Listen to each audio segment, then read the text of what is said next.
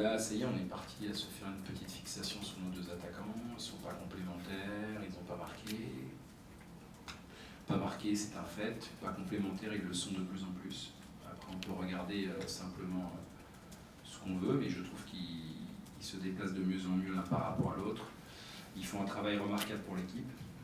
Et que je ne juge pas un attaquant, en tout cas, chacun sa manière de juger les attaquants. Moi, je ne juge pas les attaquants simplement sur leurs chiffres, mais sur ce qu'ils sont capables d'apporter à l'équipe. Et donc, ils le savent, ils ont une fiche, il y a des critères à remplir pour faire un bon match. C'est-à-dire que l'attaquant qui ne marque pas ou qui ne fait pas marquer, il n'a pas forcément fait un mauvais match. Voilà. Donc, aujourd'hui, ils n'ont pas marqué, mais sur les 2 matchs qu'ils ont fait, je considère qu'ils n'ont pas fait de mauvais match. Ils ont énormément pesé sur l'adversaire, ils nous ouvrent des brèches, ils nous permettent de remonter. Encore une fois, le but que Mark Godson anime, il a profité du travail des autres. Donc c'est ça. Après, on peut évidemment toujours chercher à faire mieux, et c'est important, mais je suis absolument pas inquiet quant à leur performance actuelle. Ils pèsent énormément. Alors c'est drôle parce qu'il faut toujours que ce soit des gens de l'extérieur qui nous disent « Ah, vos attaquants, ils sont solides, ils sont bons, ils nous emmerdent, nos adversaires. » Et puis quand on est chez nous, on n'est pas tout à fait satisfait de ce qu'ils font. En tout cas, ce n'est pas mon cas. Mais je sais qu'ils doivent aller vers du mieux, ils doivent aussi concrétiser nos actions, ils le savent. Mais ils sont extrêmement utiles à l'équipe. Et encore une fois, on n'est pas en train de rechercher le meilleur buteur de la saison, parce que l'année dernière, on a fini avec le 3e meilleur buteur de la saison, mais on a fini 7e.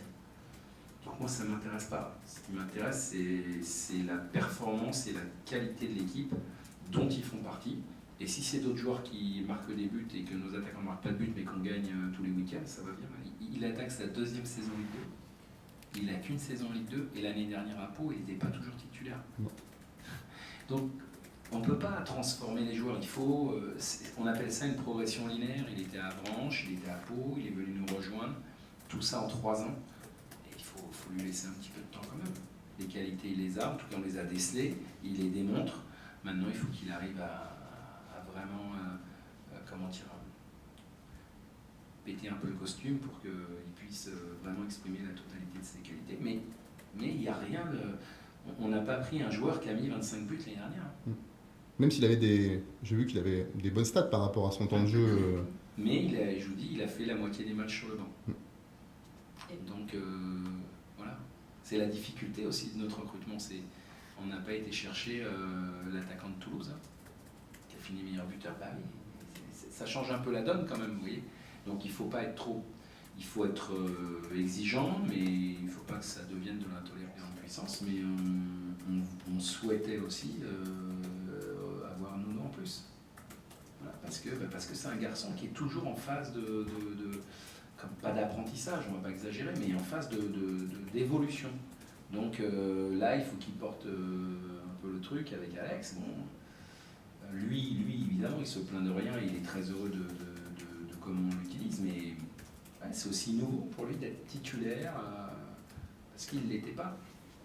Donc c'est tout ça que nous, on doit prendre en compte, et c'est pour ça qu'on doit accompagner ces garçons-là sur le plan évidemment technique et tactique, mais aussi sur le plan mental. Il est hors de question de leur mettre une charge qu'ils ne méritent pas eux.